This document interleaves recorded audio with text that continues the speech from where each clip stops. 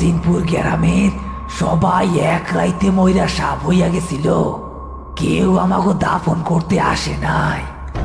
আমাগো লাশগুলা পয়সা গইলা শিয়াল কুত্তায় খাইছিল। আমাগো আত্মা এখনো এইখানে আটকায়া আছে। তাইলে আপনি আমাকে এইখানে আনছেন কেন? আমরা তো আপনার কোনো ক্ষতি করি নাই। ও, ক্ষতি করো নাই ঠিকই, কিন্তু তোমরা তো লাশ দাফন করো।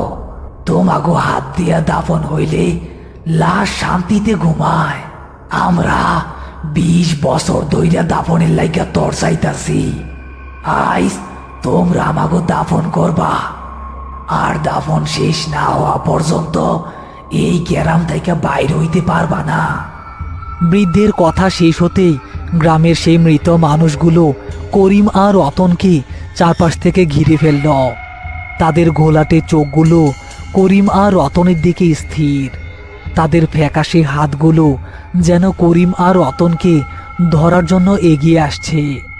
করিম বুঝতে পারল এই মৃত আত্মারা ক্ষোভে আর আক্ষেপে পাগল হয়ে আছে। এদের সাথে জোর করে বা ভয় পেয়ে লাভ নেই, এদের আক্ষেপ মেটাতে হবে। আপনারা থামেন, আপনারা সবাই থামেন।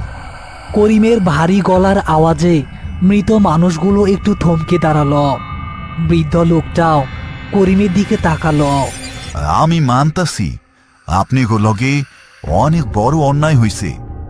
বিনা দাফনে পইরা থাকা অনেক বড় কষ্টের, কিন্তু আপনারা তো শরীর মিয়া জিন্দা নাই।